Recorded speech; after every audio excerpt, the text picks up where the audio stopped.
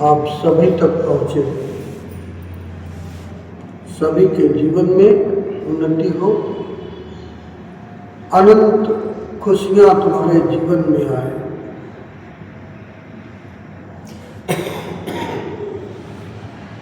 आप सभी ने 1 जनवरी को अपने अपने हिसाब से अपने इष्ट मित्रों को, सगे संबंधियों को विश किया, उनको बधाइयाँ भेजी।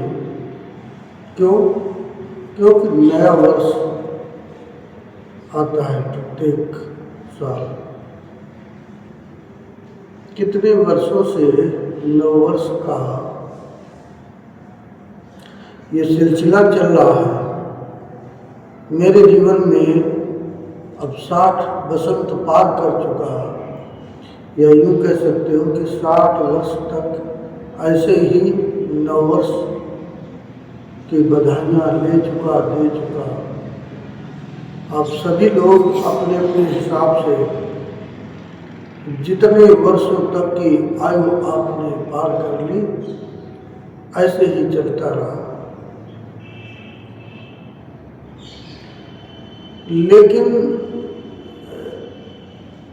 इतने से काम जीवन का कैसे चलेगा?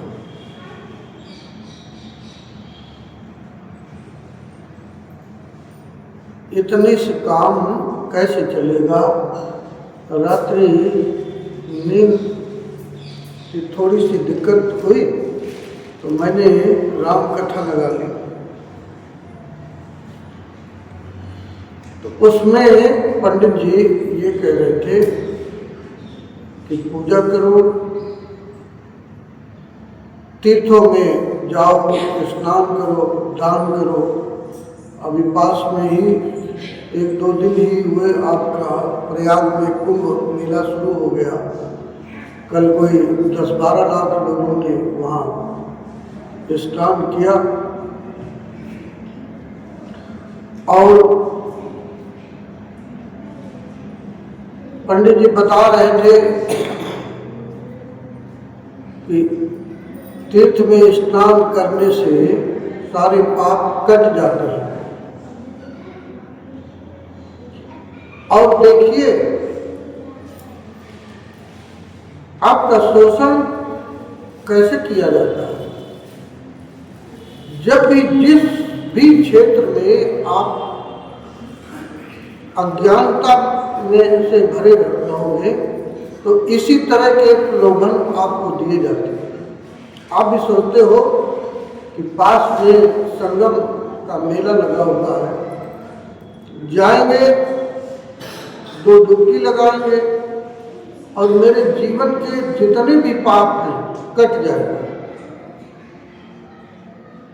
लेकिन मेरे मित्रों, ये अगर ऐसा सोच रहे हो कि प्रयाग में जा करके 2 डुबकी गंगा में या संगम में लगा दोगे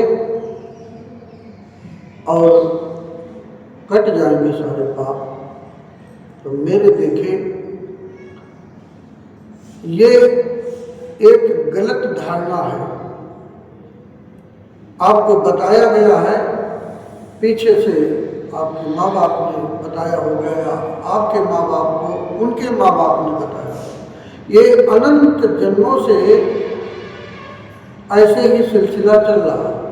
और इंसान की फितरत है ये कि वो बहुत थोड़े से श्रम में सब कुछ पाना चाहता है, यहाँ तक कि सत्य को पाना चाहता है, परमात्मा को पाना चाहता है, सद्गुरु के चरणों तक पहुंचना चाहता है।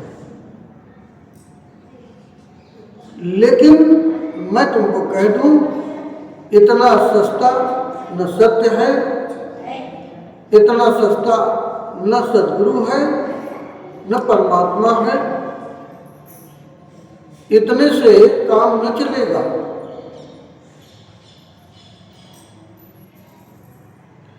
ये सब बाहरी दौड़े हैं, और जब तक इंसान कोई बाहरी दौड़ों में है, तब तक न तो वो सत्य की ओर यात्रा हो रही है उसकी, न सदगुरु की ओर यात्रा हो रही है, न परमात्मा की तरफ। बात एक है, सत्य, परमात्मा और सदगुरु, इनमें कोई भेद नहीं है।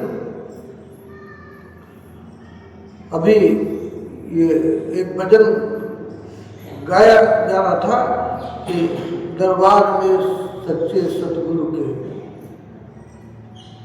दुख दर्द मिटाए जाते हैं। कहाँ है सदगुरु का दरबार? सदगुरु का दरबार कोई बाहर है। इजिप्ट में एक सम्राट हुआ, भोर के पहर उसे एक स्वप्न आया और स्वप्न में उसने देखा कि मैं खड़ा हूं, एक काली छाया पीछे उसके खड़ी है और उसके कंधे पे हाथ रख करके स्पर्श कर रही है। सम्राट चौंकता है, पीछे मुड़ के देखता है तो देखा कि एक काली छाया उसके कंधे पे हाथ रखे। पूछा, कौन हो तुम? तो उस काली छाया के अंदर से आवाज आती है कि मैं तुम्हारी मृत्यु हूं। मृत्यु का नाम सुनते ही सम्राट घबरा जाता है। ये स्वप्न चल रहा है सम्राट का भोर के पहर, और उस मृत्यु ने उस सम्राट से कहा कि आप आज कल शाम तक ठीक समय पर ठीक जगह पर पहुंच जाओ, मैं तुम्हें लेने आ रहा हूं।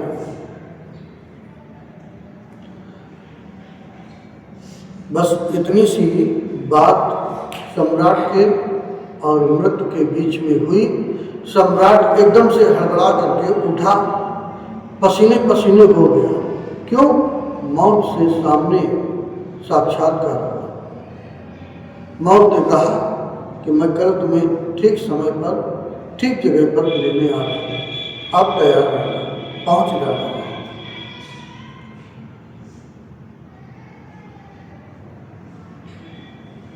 राजा जैसे तैसे दैनिक क्रिया से निवृत्त हुआ, दरबार में पहुंचा। सारे बुद्धिजीवी जो मंत्री थे, वजीर थे, सबको बुलाता है दरबार, और इस दुस्वप्न के बारे में दरबार में चर्चा करता है कि क्या करूं, कौन से रास्ते हैं जो मैं इससे पार पा जाऊं। बुद्धिजीवी जो वर्ग था अपने अपने किताबों को खोल करके अलग अलग रास्ते बताने लगा। कोई कुछ रास्ता बताया, कोई कुछ रास्ता बताया, लेकिन सही कोई निर्णय दरबार में राजा के हो नहीं पाया। एक मंत्री ने, बुजुर्ग था, सुझाव दिया कि आपके पास बहुत तेज गति से दौड़ने वाला घोड़ा है, आप ऐसा करो कि उस पे सवार हो जाओ और इसके पहले कि शाम को आप लगातार उस घोड़े के ऊपर सवार होकर के तेज गति से आप राज्य की सीमा को पार कर जाओ, तो मौत शायद तुम्हें ना पकड़ पाए। क्यों? राज्य की सीमा से पार हो गए। राजा को सुझाव अच्छा लगा। सम्राट ने तुरंत घोड़ा बुलाया। भूल गया कि उसकी दो तीन रानियां थी जिनके साथ वो आहार विहार करता था। रोज ये कहता था कि मैं तुम्हारे बिन जीवित नहीं रह सकता। उनसे मिलना भी भूल गया। वो जो मित्र थे, बहुत प्रिय थे, जिनके साथ में रह करके वो अपने को सुरक्षित महसूस करता था, उन सबसे दुआ सलाम करना, नमस्कार करना भूल गया। केवल एक बात, बस कितने जल्दी इस राज्य को त्याग के और बाहर इस राज्य की सीमा से पार चला जाओ, मौत से बच गए शायद। राजा घोड़े पे बैठता है, लगातार पूरे दिन यात्रा करता है, लगातार यात्रा, कहीं उसको विश्राम लेने तक का समय न मिला। क्यों? क्योंकि मौत की याद थी, इसके अलावा कोई उसके मन में विचार नहीं था। न धन का विचार, न राज्य के वैभव का विचार, न संपत्ति का विचार। सारी धारणाएं एक क्षण में गिर गई। केवल और केवल एक बात याद रही कि मौत से पार कैसे जाया जाए। पानी भी नहीं पिया, न खुद पानी पिया, न घोड़े को कहीं पानी पिलाया। धीरे धीरे दोपहर ढलने लगी, सांझ का वक्त आने को था। घोड़े की गति और तीव्र की, और ऐसा करते करते पूरा दिन बीत गया। जैसे ही सांझ होने लगी, सूर्यास्त होने को आया, राजा एक पेड़ के नीचे रुकता है, घोड़े को बांधता है और बांध करके अभी वो खड़ा ही हुआ था, अभी खड़ा ही हुआ था घोड़े को खूंटे से बांध करके, वैसे ही उसके कंधे पर कोई स्पर्श महसूस होता है। राजा मुड़ करके देखता है तो घबरा जाता है। क्यों? क्योंकि अब वो आश्वस्त ही हुआ था कि मैं राज्य की सीमा से बाहर आ गया, अब शायद यहां मौत ना आ पाएगी। ये सोच ही रहा था राजा, और जैसे ही खड़ा हुआ तो वैसे ही उस काली छाया ने उसके कंधे पर हाथ रखा। हाथ रखते ही राजा पीछे मुड़ करके देखता है और पूछता है कि कौन हो तुम? तो उस काली छाया ने कहा कि मुझे आश्चर्य है, मुझे इस बात का आश्चर्य है कि मैं बहुत परेशान थी कल कि आप इतनी दूर, यहां पर आपकी मृत्यु निश्चित हुई थी। मैं परेशान थी कि आप इतनी दूर कैसे यात्रा कर पाओगे, कैसे यहां पहुंच पाओगे। लेकिन धन्यवाद है तुम्हारे घोड़े का, जो इतनी दूर सही जगह पर सही समय पर ले गया। और उस मृत्यु ने उस राजा के प्राण को हर लिया, चली गई। ऐसे ही हमारे जीवन के अज्ञानता पर तमाम रास्ते, तमाम साधन, तमाम सहारे, चाहे वो हमें धर्मों से मिले हों, चाहे कथा करने वाले लोगों से मिले हों, चाहे प्रवचनों से मिले हों, सत्संगों से मिले हों, या हमारे परिवार से मिले हों, मित्रों से मिले हों, वेदों से, शास्त्रों से मिले हों, कुछ इसी तरह के रास्ते हम अपने जीवन में अख्तियार करके और उस पर चले जा रहे हैं। एक अंधी डगर पर, बेबूझ रास्ते पर, कुछ पता नहीं वो रास्ता कहां ले जाए। मन में धारणा बनाया है कि हम जो रास्ता चल रहे हैं उससे हम ठीक जगह पर पहुंच जाए। इसमें कोई दो राय नहीं कि आप ठीक समय पर और ठीक जगह पर पहुंच जाए, ये चूकना ना हो पाएगा। आप मुझे सुन रहे हैं, पीछे भी करीब करीब हर रविवार को आप सुनते हो, सुन करके चले जाते हो। कोई 2-2.5 साल हुआ मुझे यहाँ बराबर आते हुए, कुछ रविवार में नहीं आ पाया होऊंगा, लेकिन 2.5 साल से मैं लगभग बराबर यहाँ आ रहा हूँ। मैं तुमसे पूछना चाहता हूँ कि इतना सक्रियता से अपना समय यहाँ आते हो, समय देते हो, चर्चा को सुनते हो, आपने कभी अपने स्वयं से पूछा कि इतने दिन चर्चा सुनते हो गया, मैं कुछ ऐसा मार्ग चुन पाया जिससे हम मौत के पार जा पाए। शाश्वत जो सत्ता है हमारे इस शरीर के अंदर, उससे मेरी पहचान हो पाई, या मैं जान पाया, यह जान पाने के रास्ते की तरफ चल रहा हूं। कभी प्रश्न किया आपने? यह जीवन यूं ही चल रहा जैसे उस सम्राट का बता दिया गया उसके वजीरों ने, उसके मंत्रियों ने कि ऐसे करो तो बच जाओ। आप स्वयं से पूछो कि जिस रास्ते पर हम चल रहे हैं वो रास्ता क्या मुझे मौत से पार ले जा पाएगा? क्या मौत से बचा पाएगा?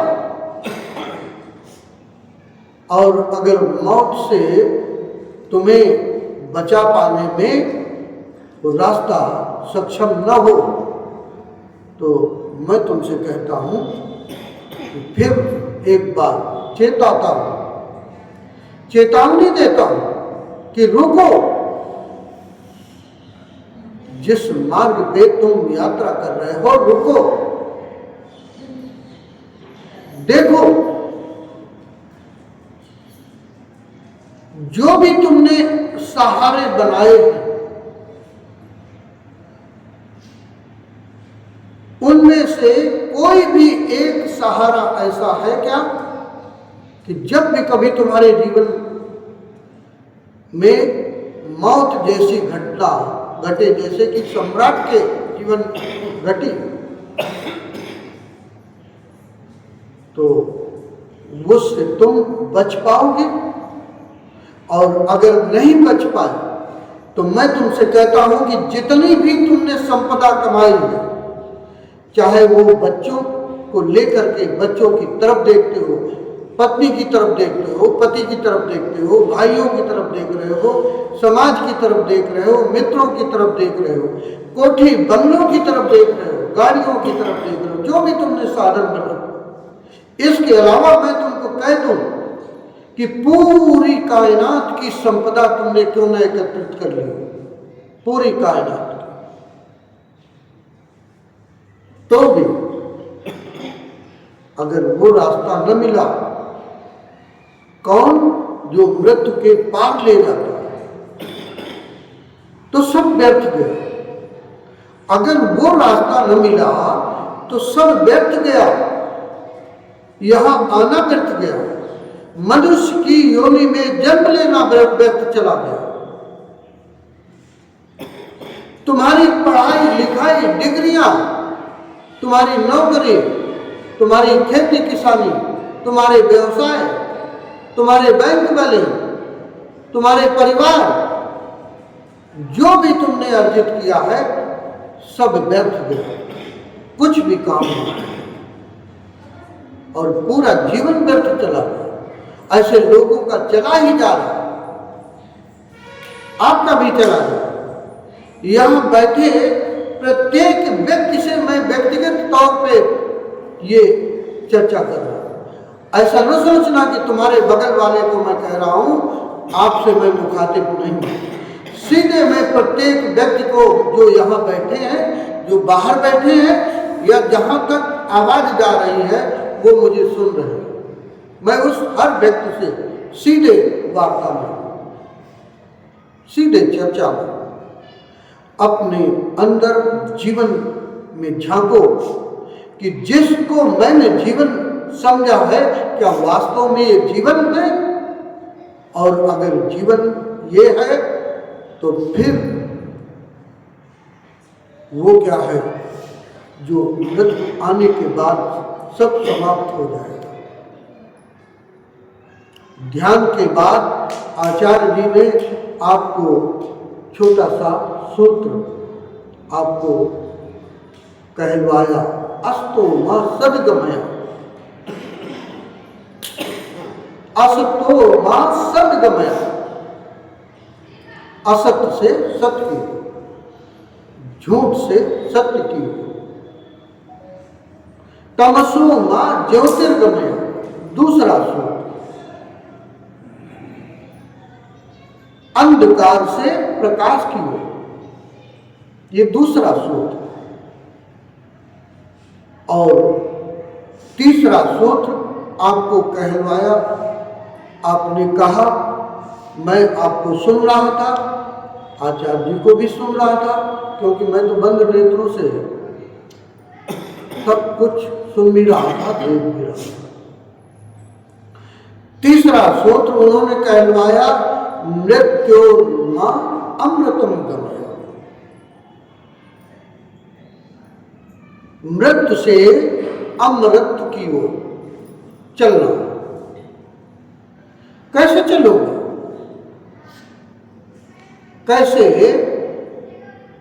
कैसे चलोगे मृत्यु से अमृत की ओर? क्या जो रास्ते पर चल रहे हो, जिन रास्तों को तुमने अख्तियार किया है और जिन जिन रास्तों पे आप चल रहे हो, क्या वो रास्ते आपको अमृत की ओर ले जा सकते हैं? क्या थोड़ी देर वक्त नहीं है कि रुको, देखो, अपने अंदर झांको कि जिन रास्तों में मैं लगातार चले जा रहा, केवल कह लेने मात्र से न तो तुम असत से सत की ओर जा सकते हो, न अंधकार से प्रकाश की ओर जा सकते हो, और न ही तुम मृत्यु से अमृत को पा सकते हो। इसके लिए तुम्हें कठिन पुरुषार्थ करना पड़ेगा। कोई सद्गुरु कभी किसी काल में, वैसे तो भारतवर्ष में सद्गुरुओं की कमी नहीं है, सद्गुरुओं की कोई कमी नहीं है। तुम एक खोजोगे 100 तैयार खड़े मिलेंगे सद्गुरु, बस वो ऐसे ही होंगे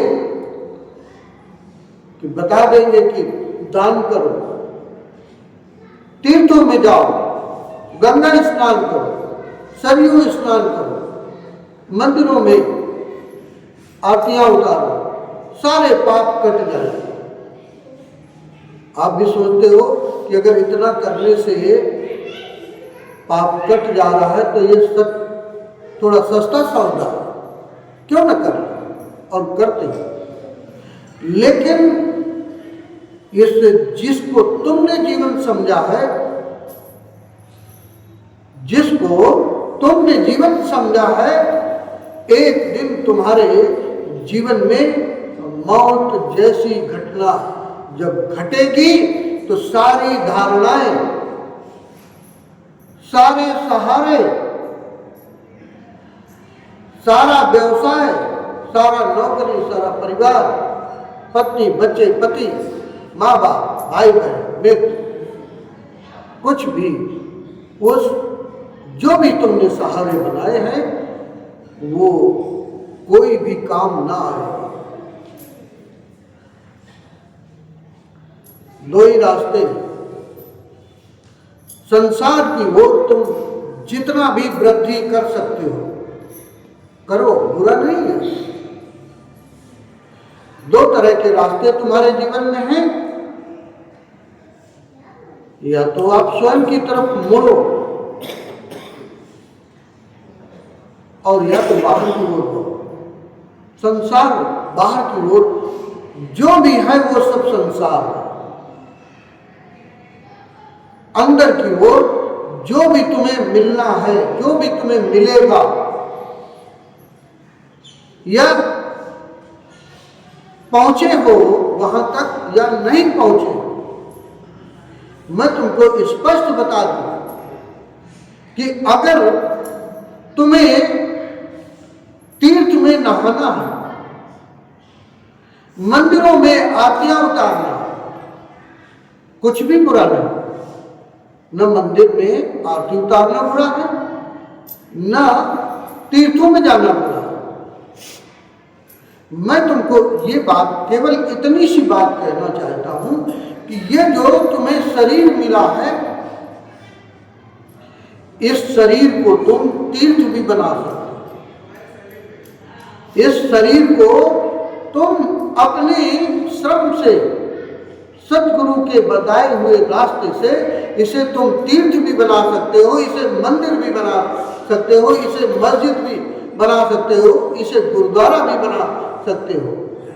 और जिस दिन तुमने इसका निर्माण कर लिया, उस दिन तुम्हें कहीं जाने की जरूरत नहीं, कहीं भी। और ये बनेगा कैसे, इसी पर आज चर्चा करें। मृत से अमृत की ओर आप इसी शरीर में रहते हुए, इसी काया में रहते हुए तुम मृत्यु से पार जा सकते हो। मेरी बात हो सकता है अटपटी लगे, न समझ में आए तो पूछ लेना, फिर मैं आगे भी चर्चा करूंगा। लेकिन इसको तुम मंदिर कैसे बना सकते हो? एक छोटा सा उदाहरण। एक इंसान को बड़ी अजीब सी बीमारी हो गई, वो उसको भूलने की बीमारी हो गई। वो जो भी काम करता तुरंत भूल जाता। तो इस भय की वजह से रात्रि में भोजन के बाद जब वो सोता तो न तो वो जूते उतारता, न वो कपड़े उतारता, न अपनी टोपी उतारता, ऐसे ही लेट जाता। किसी मंदिर में गया वो, वहां के पुजारी से पूछा कि इससे मैं कैसे पार पाऊं? तो पुजारी ने कहा कि तुम ऐसा करो कि एक कागज पे नोट करते जाओ, टोपी कहाँ पहननी, जूते कहाँ पहनने, मोजे कहाँ पहनने, कौन सा मोजा किस पैर में पहनना, कुर्ता तुम्हें कैसे पहनना, पायजामा तुम्हें कैसे पहनना, बनियान कैसे पहनना, स्वेटर कैसे पहनना, कैसे जैकेट पहनना। उसने शाम को घर में आकर के एक बात को कागज में नोट कर लिया। उतारता गया, सारे कपड़े उतारे, जूते उतारे, मोजे उतारे, सब कुछ लिखा, कौन मोजा किस पैर में पहनना, पैजामा कहाँ पहनना, कुर्ता कहाँ पहनना, बनियान कैसे पहनना, कौन सा वस्त्र पहले पहनना, कौन बाद में पहनना। लेकिन सुबह जब वो उठा तो भूल गया कि मैं कौन हूं, भूल गया कि मैं कौन हूं और मैं कहां हूं, ये भी भूल गया। अब वो कपड़े पहने तो कहां पहने, जूते पहने तो कहां पहने, भूल गया सब कुछ। घबराया सा भागा, पुजारी के पास, मंदिर के पास पहुंचा। वो उसके निज निवास में, मंदिर के बगल में पुजारी का घर था। उसके द्वार पर दस्तक दिया, पुजारी ने दरवाजा खोला, देख करके उसको घबराया वो पुजारी। पुजारी ने कहा कि कौन हो तुम? तो उस व्यक्ति ने कहा कि यही तो मैं तुमसे पूछने आया हूं कि मैं कौन हूं, मैं भूल गया। आपने जितनी बात बताई थी वो तो मैंने कागज पे नोट कर ली, वैसे ही किया, वैसे ही सब कुछ नोट कर लिया, लेकिन अब मैं भूल गया कि मैं कौन हूं और कहां हूं। अब उन वस्त्रों को मैं कहां पहनूं, कैसे पहनूं, कहां जूते पहनूं, कहां मोजे पहनूं, भूल गया। पुजारी ने कहा कि मैं भी तुम्हें भूल गया कि तुम कौन हो, मैं नहीं पहचान सका। हर इंसान इस संसार में बस इसी तरह भूला हुआ, उसकी पहचान केवल वस्त्रों से पहचान होती है। और वस्त्र कोई ये वस्त्र नहीं है जो तुम आज पहन करके आए हो, केवल इतने वस्त्र नहीं है, वस्त्र भी तुम्हारे बहुत तरह के, उनकी गणना नहीं की जा सकती, इतने तरह के वस्त्र तुम्हारे पास वस्त्र भी हैं। तो कौन कौन से, थोड़े से मैं गिना दूं। वस्त्र हैं तुम्हारे धन के, वस्त्र हैं तुम्हारे पद के, वस्त्र हैं तुम्हारी प्रतिष्ठा के, वस्त्र हैं तुम्हारी जाति के, वस्त्र हैं तुम्हारे कुल के, वस्त्र हैं तुम्हारे अहंकार के, वस्त्र हैं तुम्हारी शिक्षा के, दीक्षा के, डिग्रियों के, पद के, प्रतिष्ठा के। केवल ये वस्त्र नहीं है जो तुमने पहन रखे, ये सारे वस्त्र तुमने पहन रखे हैं, इकट्ठे कर रखे, और इतनी चादरों को तुम डालते चले आ रहे हो अनंत जन्मों के पीछे की यात्रा से। कोई इस जन्म के ही वस्त्र नहीं है कि वो उनको तुम उतार दो। एक शाश्वत ज्योति का प्रकाश तुम्हारे हृदय में मौजूद है, याद रखना।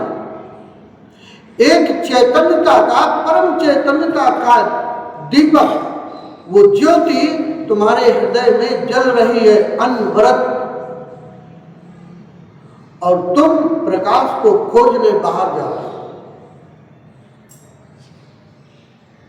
तुम दूसरों से अपनी पहचान पूछते हो कि मैं कौन हूं, कौन बता पाएगा।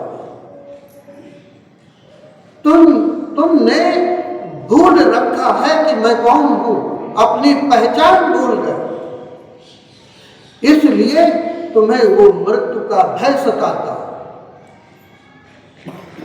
जिस दिन तुम स्वयं के स्वरूप को जान लोगे, जिस दिन इस जीवन में रहते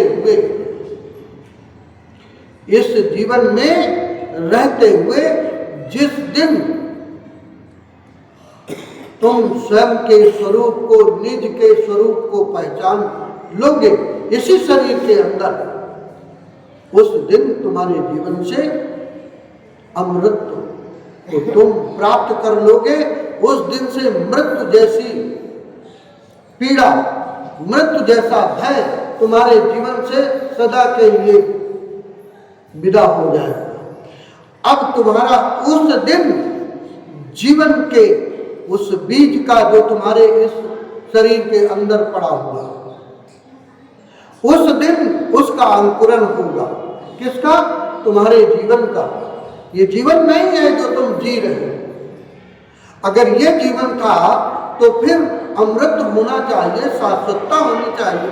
इस जीवन में मृत्यु जैसी कोई भी स्थिति आवे तो ये उसके पार जाना चाहिए है, लेकिन वहां तक की तुम्हारी यात्रा नहीं होगी और यात्रा तुम करना भी नहीं चाहिए। सद्गुरु तुम्हें बताता है, सद्गुरु तुम्हें मार्ग दे सकता है, सद्गुरु तुम्हें मार्ग दे सकता है, रास्ते बता सकता है। जिन रास्तों से चल करके वो सद्गुरु मृत्यु के पार चला गया, अमृत को पा गया, अपने निज स्वरूप को पाया, और निज स्वरूप के पाने के बाद वो परमात्मा हो गया। जैसे पानी की एक बूंद जब तक समुद्र से अलग है तब तक वो क्षुद्र है, जैसे ही वो बूंद सागर में मिली वो अनंत सागर का स्वरूप हो गई। इसी तरह तुम्हारा ये शरीर है, शरीर में स्थित वो शाश्वत सत्य, शरीर में स्थित वो शाश्वत सत्ता जो इस शरीर के पहले भी थी और इस शरीर के बाद भी रहे, वो मौजूद है इसमें। मां के गर्भ में जब भी कोई शिशु मां और पिता के दोनों के शुक्र और रज कण से उसका शरीर निर्मित होता है मां के गर्भ में, तो जब शरीर निर्मित हो जाता है उसके बाद प्राण का संचार होता है। ऐसा नहीं कि पहले दिन से ही प्राण का संचार वहां शुरू हो जाए। शरीर निर्मित होता है, उसके बाद उस गर्भस्थ शिशु के अंदर प्राण प्रवेश करते हैं। वो कोई जीवात्मा उस शिशु के अंदर प्रवेश करती है और जब जीवात्मा का प्रवेश हो जाता है तब वो मां के गर्भ में बच्चा हलचल करने लगता है, उसके पहले कोई हलचल नहीं। वो प्राण जब वो जन्म लेगा, गर्भस्थ शिशु मां के गर्भ से बाहर आएगा, बच्चे की परवरिश होगी, चलने फिरने लगेगा, युवा होगा, जवान होगा, वयस्क युवा हो गया, बूढ़ा होगा, और बूढ़े के बाद जब एक दिन वो मृत्यु उसके जीवन में घटेगी तो वो जो प्राण थे, वो जो शाश्वत सत्ता थी, वो उस शरीर को छोड़ करके फिर एक नई यात्रा में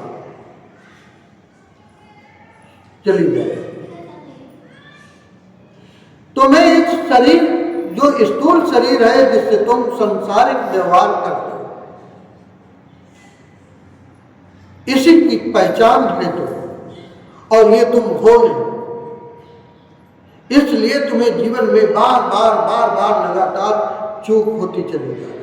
ये अवसर मिला था, ये जो अवसर मनुष्य के रूप में आप जन्मे हो और यहां आए हो, तुम मुझे सुनने आए हो, सुन रहे हो, सुन के जाओगे, लेकिन इतने भर से काम न चलेगा।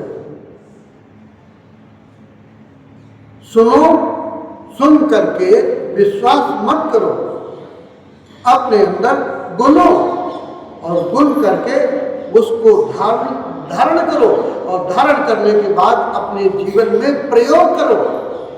देखो कि क्या ये बात सही है, मैं कैसे मान लूं, मैं जीवन को जानूंगा, कौन हूं मैं।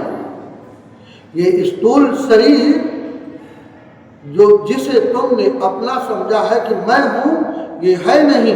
ये तो तुम्हारे माँ बाप के द्वारा प्रदत्त ये दिया हुआ एक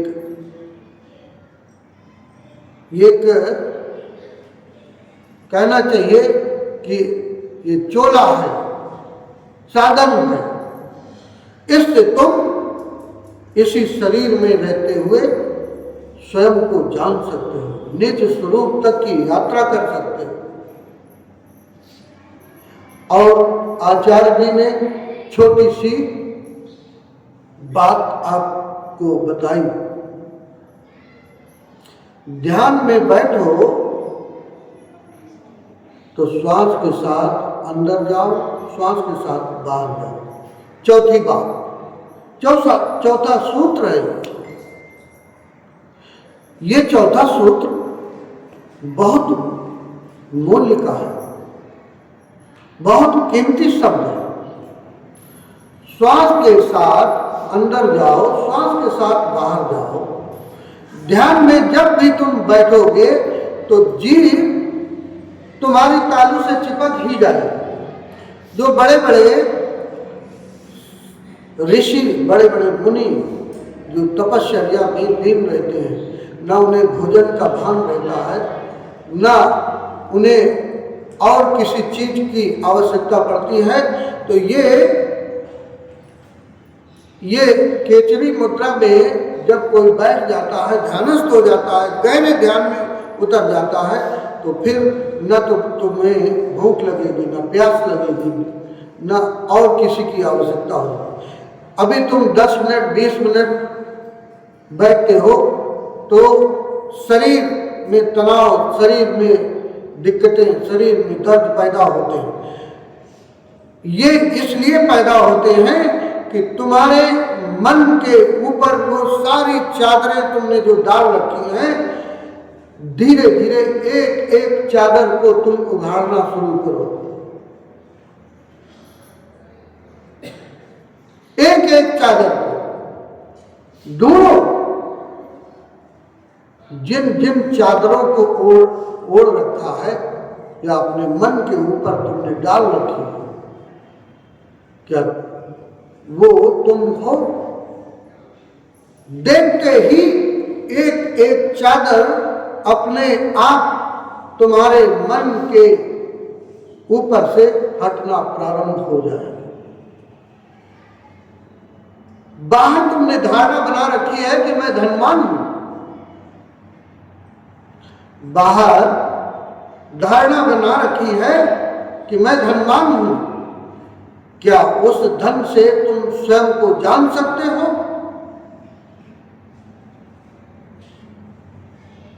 और नहीं जान सकते तो धन दो कौन देगा?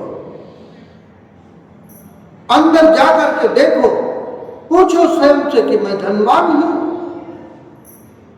तो ये मन के पार की बात न रहेगी। जैसे ही मन के पार तुम उतरोगे, धन फीका लगेगा। मान लो कोई 5-10 करोड़ रुपए तुमने कमा लिए, बैंक बैलेंस कर लिया, रेगिस्तान में फंसे हो, प्यास लगी है, प्राण निकलने को, कोई तुमसे पूछे कि मेरे पास 1 गिलास पानी है, लेकिन मैं 10 करोड़ में नहीं दूंगा। 10 करोड़ में वो 1 गिलास पानी नहीं दूंगा। तो सोचो, प्राण निकलने को है और तुम उन 10 करोड़ से वो 1 गिलास पानी भी नहीं खरीद सकते अगर तुम्हारे पास हो। तो सारा कमाया हुआ धन व्यर्थ गया कि नहीं गया? सारी कायनात की दौलत को तुम, सारी कायनात की प्रतिष्ठा को, सारे यश को तुम कमा लो, लेकिन अगर निज स्वरूप तक यात्रा न हो पाए तो सब व्यर्थ। और अगर इसी जीवन में रहते हुए तुम निज स्वरूप को तुमने पा लिया, पहचान लिया, तो फिर तुमने कुछ कमाया या नहीं कमाया वो सब मायने नहीं रखता बिल्कुल भी। बस निज स्वरूप तक की तुम्हारी यात्रा हो जाए तो बस समझ लो कि तुमने सारी कायनात की दौलत से भी अधिक पा लिया। एक पल्ले में तुम्हारा निज स्वरूप रखा हो और दूसरे पल्ले में तराजू के सारी कायनात की दौलत, वैभव, यश, कीर्ति, संपदा सब रखी हो, तो भी तुम्हारे निज स्वरूप का जो पल्ला है वो भारी होगा। तुम आए ही इसीलिए हो, तुम आए इसीलिए हो। लेकिन देखिए तुम्हारे जीवन की विडंबना, जैसे ही पृथ्वी पर तुमने जन्म लेते हो वैसे ही उस छोटे से शिशु के अंदर गौर से देखोगे तो केवल भाव की स्थिति में वो जीता है, वो किसी को नहीं जानता। किसी भी सगे संबंधी को नहीं जानता। माँ ने अभी जन्म दिया, वो माँ को भी नहीं जानता। बाप के शुक्र से वो बना है उसका शरीर, वो बाप को भी नहीं पहचानता। किसी मित्र को नहीं जानता, किसी परिजन को नहीं जानता। आपने भी ऐसा किया, आपके जीवन में भी ऐसा हुआ। लेकिन धीरे धीरे धीरे धीरे माँ उसे दुलार करती है, लाड करती है, प्यार करती है, परवरिश करती है। अपने दूध से उसको भूख को, क्षुधा को शांत करती है। धीरे धीरे वो बच्चा अपने निज स्वरूप से माँ को पहचानता है। फिर और थोड़ा बड़ा होता है, बाप को पहचानने लगता है। क्यों? पहचान उसकी माँ बताती है, पहचान उसके परिजन बताते हैं। ये तुम्हारी माँ है, ये तुम्हारे बाप हैं, ये तुम्हारे भाई हैं, ये तुम्हारी बहन है, ये तुम्हारे दादी हैं, ये नानी है, ये नाना है। धीरे धीरे वो बच्चा इन बाहर के जो भी रिश्ते नाते हैं उनकी तो पहचान उसे हो जाती है, उसको तो वो जानने लगता है, लेकिन वो निज स्वरूप से परे चले जाता है। अब वो संसार की जरूरतों को पूरा करने के लिए उनमें भटक जाता है, भटकाव हो जाता है। एक पति अपनी पत्नी को भरसक प्रयास करता है कि मैं अपनी पत्नी को सुख दे दूं, लेकिन पत्नी सुख पा नहीं पाती। एक पत्नी अपने पति को भरसक प्रयत्न करके उसे सुखी कर देना चाहती है, लेकिन पति सुख नहीं पा पाता, नहीं हो पाता। तुम्हारे जितने भी रिश्ते नाते हैं उनमें यही तो चल रहा है कि सब अपने घर के, परिवार के सदस्यों को सुखी देखना चाहिए। सुखी उनको सुख भेजता है, हर आदमी भेजता है, लेकिन सुख पहुंचता नहीं, पहुंचेगा भी नहीं।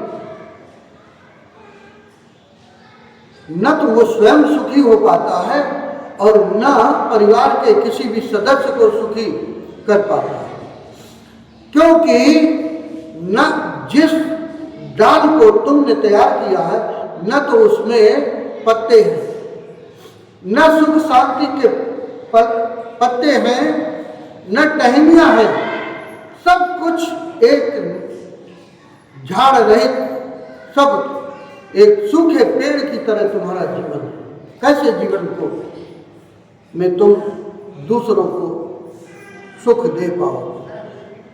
तुम्हारा अपना अंतरतम दुखों से भरा हुआ है, तो तुम दूसरे को सुख कैसे दे पाओ? यात्रा जब तक तुम्हारी स्वयं पर न होगी तब तक तुम्हारे जीवन में सुख न उतरेगा। और ये छोटा सा आयाम अभी जो 10 मिनट का कराया गया, इसी से तुम अपने जीवन में इतने गहरे यात्रा में जा सकते हो। इतनी गहरी यात्रा में एक एक श्वास में तुम्हें भेद इतना गहरा रहस्य छुपा है कि उन रहस्यों की गुत्थियों को तुम तभी खोल सकते हो जब तुम्हारा मन शांत हो। मन शांत, और मन ऐसे शांत ना होगा जब तक कि यात्रा तुम्हारे बाहर की तरफ है। मैंने पीछे भी तुमको बताया था कि जब भी तुम ध्यान में गहरे नीचे उतरते हो तो ये जो बाहर का शोर शराबा है, इससे भी अधिक तुम्हारे अंदर का शोर शराबा तुम्हें दिखाई पड़ेगा जब तुम बंद नेत्रों से अपने अंदर श्वास के साथ अंदर जाओगे, श्वास के साथ बाहर आओगे।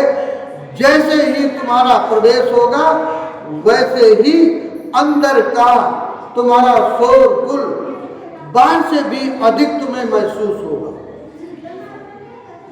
बाहर से अधिक तुम्हारे अंदर का शोर शराबा तुम्हें सुनाई पड़ने लगेगा। और अगर उस शोर शराबे से तुम भागे तो ध्यान में प्रवेश न हो पाएगा। उसी शोर शराबे के बाद एक शांति का, परम शांति का एक गहन सरोवर तुम्हारे इसी शरीर के अंदर है। जैसे ही उस शोरगुल के हिसाब किताब को, बाजार को तुम तोड़ पाने में सक्षम हो पाओगे। समय लग सकता है, लेकिन असंभव कुछ भी नहीं। समय लग सकता है, लेकिन असंभव कुछ भी नहीं।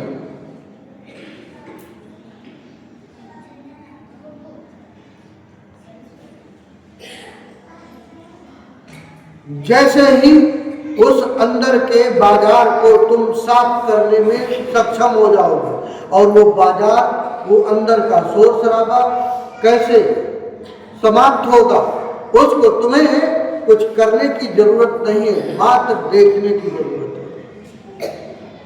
पहले तो अभ्यास करो, श्वास के साथ अंदर जाओ, श्वास के साथ बाहर जाओ, श्वास के साथ अंदर जाओ, श्वास के साथ बाहर आओ, श्वास के साथ अंदर जाओ, श्वास के साथ बाहर आओ। 10 मिनट का अभ्यास करोगे तो धीरे धीरे इसमें तुम्हें रस मिलने लगेगा। जैसे ही इसमें तुम्हारी गति होगी तो फिर उसके बाद दूसरा चरण है तुम्हें कि फिर तुम दृष्टा बन जाओ, फिर तुम दृष्टा बन जाओ। अभी क्या था कि श्वास के साथ तुम अंदर जा रहे थे, श्वास के साथ बाहर आ रहे थे, ये काम बताया गया। ये प्रथम चरण, पहली सीढ़ी, पहली सीढ़ी। दूसरी सीढ़ी तुम्हारी है, अब तुम्हें श्वास के साथ बाहर और अंदर आना जाना नहीं है, तुम्हें आती जाती श्वास को देखना, साक्षी भाव, पूरी तरह बंद नेत्रों से तुम श्वास को अंदर जाते हुए देखोगे और आते हुए देखोगे। जाती हुई श्वास को भी देखोगे और आती हुई श्वास को भी देखोगे। जाती हुई श्वास जा रही है, श्वास आ रही है।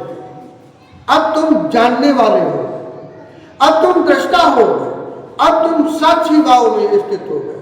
और जैसे ही तुम ये अभ्यास करोगे वैसे ही तुम्हारा साक्षी भाव घना होने लगेगा, स्पष्ट तुम्हें मालूम देने लगेगा।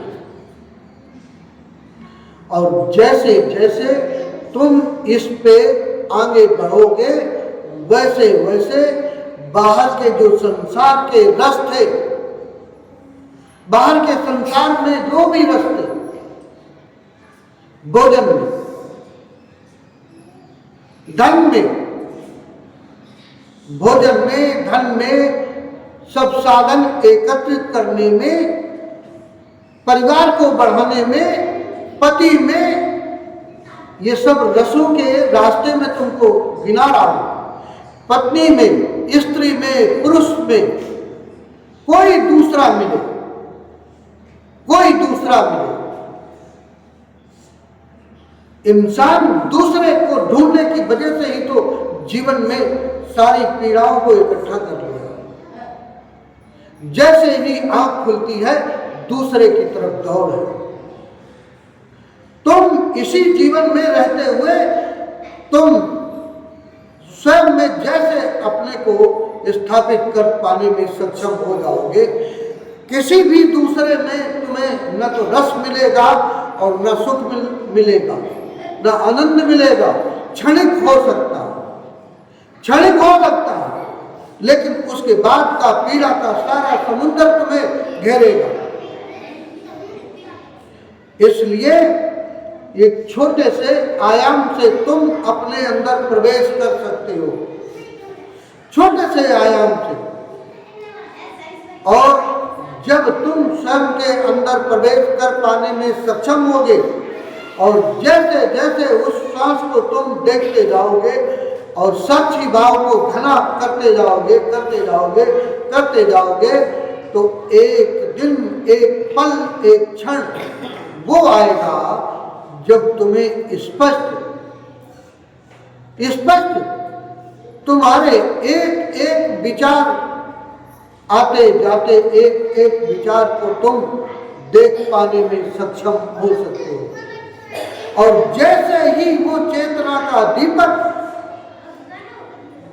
जो तुम्हारे अंदर चल रहा है, धीरे धीरे एक एक करके, धीरे धीरे एक एक आवरण उसके ऊपर से उठता जाएगा, उठता जाएगा, समाप्त होता जाएगा। एक दिन तुम्हारे जीवन में ऐसा होगा कि परम प्रकाश तुम्हारे इसी शरीर के अंदर तुम्हें दिखाई देगा स्पष्ट। जैसे ही तुम्हें प्रकाश दिखाई देगा, तुम्हारे अंदर का सारा अंधकार गायब हो गया, सारा अंधकार। यात्रा कर सकते हो, वहां तक पहुंच सकते हो। ये 2 सूत्र मैंने तुमको बताए। जीवन में असत्य से सत्य की ओर, असत्य से सत्य की ओर, पहला भौतिक जीवन में और आध्यात्मिक जीवन में परम आवश्यक है सत्य का उतरना तुम्हारे जीवन में, असत्य में जीवन चलना। और असत्य से सत्य की ओर यात्रा के लिए ये परम आवश्यक आयाम है। श्वास के साथ अंदर जाना, श्वास के साथ बाहर आना, पहली सीढ़ी। दूसरी सीढ़ी में तुम्हें अलग होकर के देखना मात्र है, साक्षी भाव से, पूर्ण साक्षी भाव से। शुरुआत में दिक्कत होगी, बार बार तुम्हारा मन उस श्वास के साथ बाहर आता है, जाता है, आता है, जाता है। फिर क्या होगा?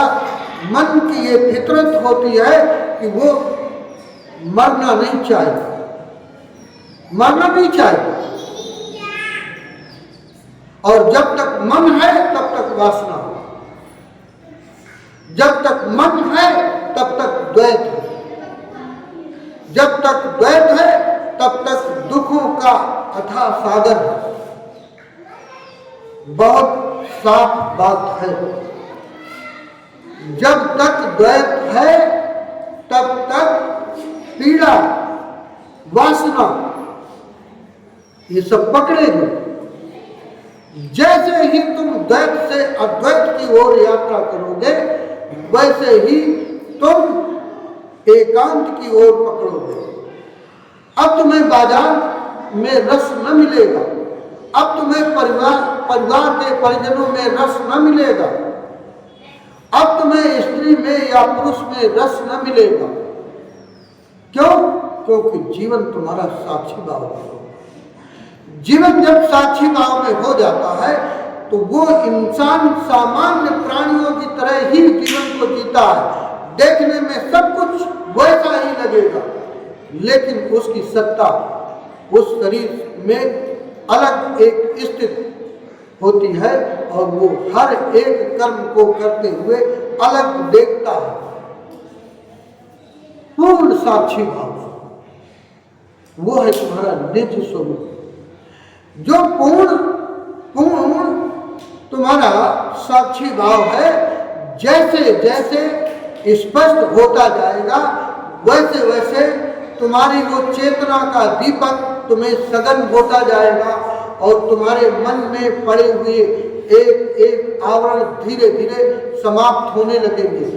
वो जो धन का चादर थी, धन का वस्त्र था, जाति का वस्त्र था, सारे एक एक आवरण ऐसे उतरेंगे जैसे तुम एक प्याज की गांठ को लेकर के, समूची गांठ बंधी हुई है, लेकिन अगर छिलके को उतारते जाओ, छिलके को उतारते जाओ तो धीरे धीरे कुछ भी न मिलेगा। तुम्हारा जीवन बस प्याज के छिलके की भांति है और कुछ भी नहीं। एक एक छिलका कोई दूसरा न उतारेगा, कोई दूसरा न उतारेगा। तुम स्वयं अपनी दृष्टि से अपने छिलके को उतार सकते। छिलके तो ही है, संत के, मालिक के, धनाढ्य होने के, डिग्री होने के, प्रधान के, विधायक के, नेता के, मंत्री के, ये सब छिलके ही हैं। आचार्य के, संत के, परम संत के, सदगुरु के, ये सब छिलके हैं।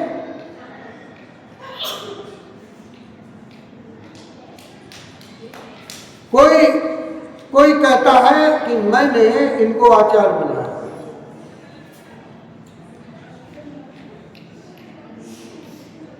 कोई कहता है मैंने उनको संत बनाया। क्या किसी के कोई बनाने से कोई आचार्य बनता है? क्या किसी के कोई बनाने से संत बनेगा? और अगर ऐसा कोई बन के अपने को समझ रहा है तो वो फिर असत्य में, उसे कुछ पता नहीं।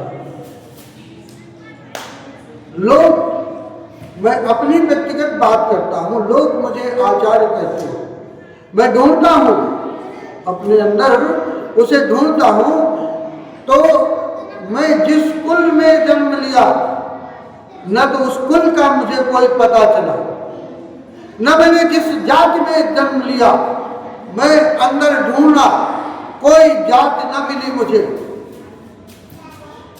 मैं जिस पैसे के वैभव में रहा, उस वैभव को ढूंढा, वो भी ना मिला।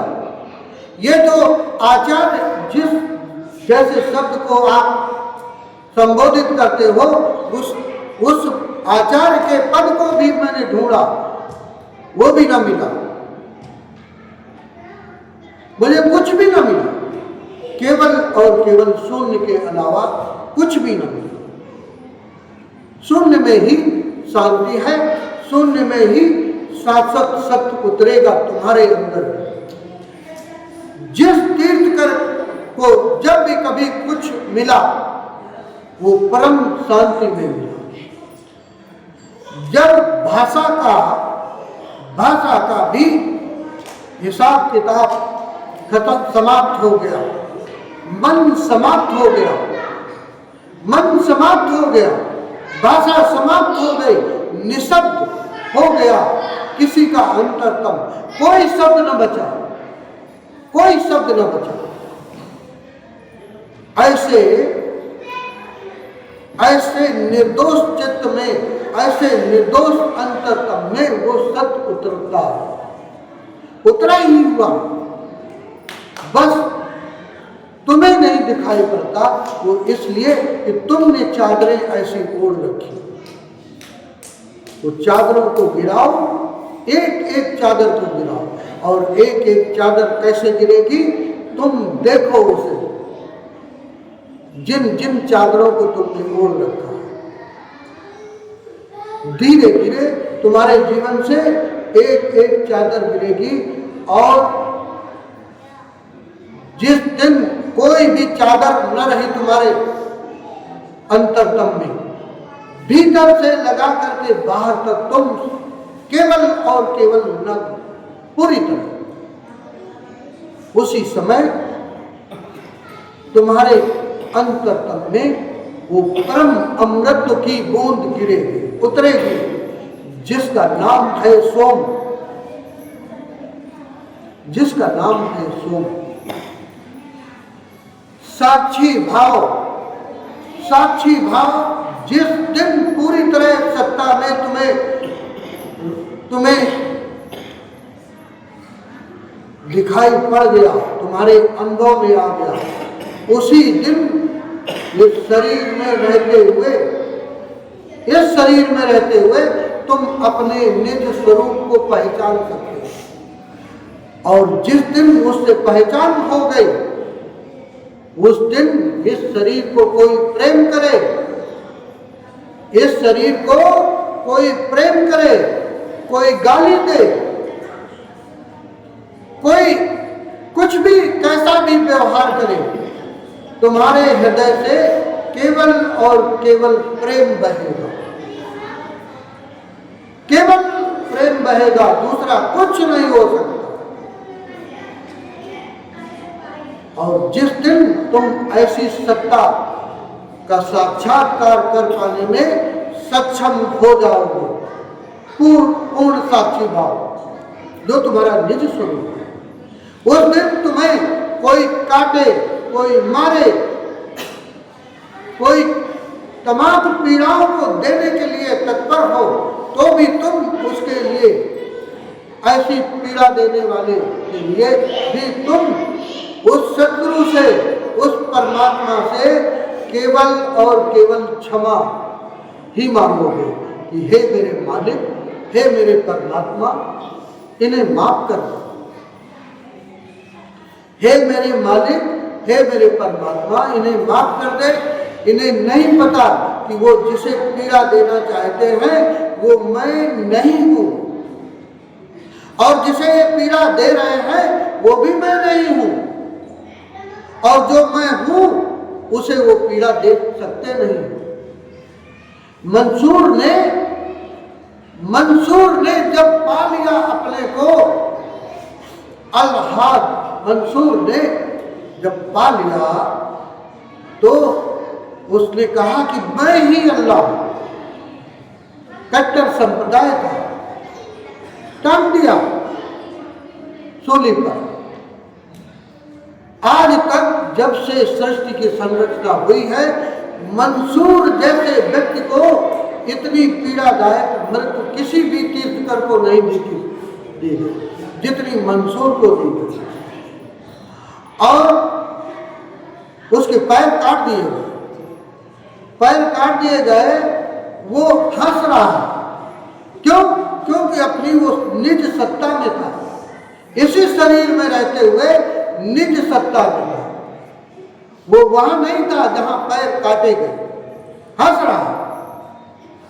वो अपने हाथों से बहते हुए पैर के खून को ले लेता है और हाथ धोता है, वजू करता है, हंसता है, मुस्कुराता है और कहता है कि हे मेरे अल्लाह, तू गवाही है इस बात का कि मेरे अंदर बहते हुए तेरे प्रति प्रेम का लेस मात्र भी कमी नहीं है, एक अंग के बराबर भी कमी नहीं है।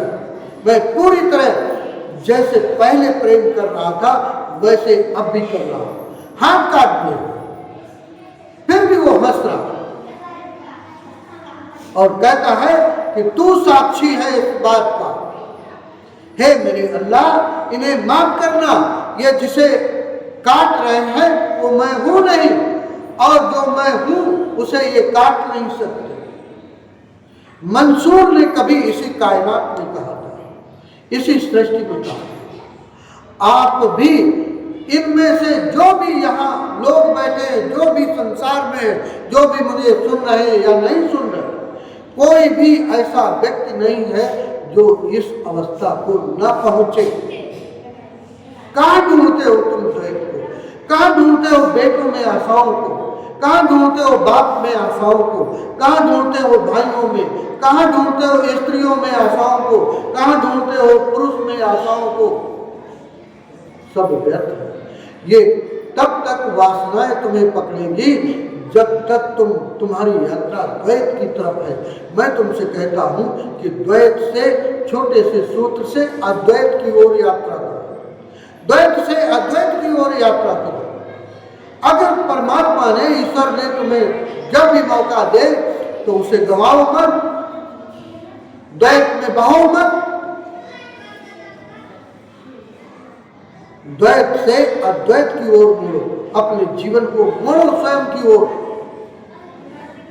और जैसे ही तुम द्वैत से अद्वैत की ओर यात्रा करोगे, एक दिन इसी जीवन में रहते हुए तुम वहां तक पहुंच सकते हो जो तुम्हारा निज स्वरूप है। निज स्वरूप को पाते ही तुम्हारी छलांग अगली परमात्मा में लगेगी, तुम्हें पूरी सत्ता दिखाई पड़ेगी, तुम्हारे जीवन में कोई वासना न रहेगी। क्यों वासना न रहेगी? क्योंकि जब चित्त ही न बचा, जब मन ही न बचा, तो वासना कहाँ निर्मित होगी? मन, वासनाओं का पुंज ही तो तुम्हारा मन है, और क्या है? इसलिए ऐसे तुम अपने आज के जो मैंने तुम्हें जीवन में आया आयाम दिए, ऐसे अपने गृहस्थ जीवन में रहते हुए तुम्हें कहीं भागने की जरूरत नहीं, तुम्हें कहीं ना व्यवसाय छोड़ने की जरूरत है, न नौकरी छोड़ने की जरूरत है, न पत्नी छोड़ने की जरूरत है, न पति छोड़ने की जरूरत है, न परिवार छोड़ने की जरूरत है, कुछ भी छोड़ने की जरूरत है। गृहस्थ जीवन परम अवस्था है। गृहस्थ जीवन में रहते हुए तुम अपने निज स्वरूप तक की यात्रा कर सकते हो। ऐसा ही वो मेरे सदगुरु का प्रसाद तुम्हारे सबके हृदयों में उतरे, वो उस प्रसाद की बूंद तुम्हारे हृदय में पड़े, तुम्हारे अंतरतम में पड़े, जिससे तुम्हारा जीवन रूपांतरित हो, और रूपांतरित हो करके तुम देख सको। अभी कह रहे हो ना कि असतो मां सद्गमया, तमसो मां ज्योतिर्गमया, और मृत्युर मां अमृतम गमया। अभी तुमसे कहलवाया जा रहा है और तुम उसे दोहरा रहे हो। मैं तुमको दोहराना नहीं चाहता, मैं तुम्हारे जीवन में इन शब्दों को दोहराना नहीं चाहता। मैं तुम्हें इन शब्दों में छिपे हुए अर्थ को, छिपे हुए रहस्य को तुम्हारे जीवन में शाश्वत दिखाना चाहता हूं। दोहराने में और दिखाने में बहुत अंतर है। तुम दूध में चीनी जब तक न डालोगे तब तक मिठास ना आएगी। तुम चीनी करते रहो, गुड़ का नाम लेते रहो, लेकिन तुम्हारे उस दूध के गिलास में मिठास ना आएगी। ऐसे ही ठीक तुम्हारे जीवन का है। तुम 1000 नहीं, करोड़ नहीं, अनंत जन्मों तक बस रटते रहो, अस्तो मां सद्गमया, तमसो मां ज्योतिर्गमया, मृत्योर मां अमृतम गमया। ये तुम्हारे जीवन का शाश्वत अनुभव हो, तुम्हें दिखाई पड़े, तुम्हें मृत्यु से अमृत तक की यात्रा में जब जीवन चले तो पूरी तरह दिखाई पड़े, तुम्हारे अनुभव में हो। जिस दिन तुम्हारे जीवन में ऐसा होगा, उस दिन तुम्हें मृत्यु जैसा भय तुम्हारे जीवन से विदा हो जाएगा, मृत्यु जैसा शब्द तुम्हारे जीवन से सदा के लिए विदा हो। तुम्हारी यात्रा वहाँ तक हो जाएगी जो तुम्हारे इस शरीर के पहले भी था और इस शरीर के बाद भी होगा। इस शरीर के पहले भी जो था और इस शरीर के बाद भी रहेगा। वहाँ तक की यात्रा के लिए ये आयाम आज मैंने तुमको दिया। इन्हीं शब्दों के साथ मैं अपनी वाणी को विराम देता हूँ। सबको मेरा राधा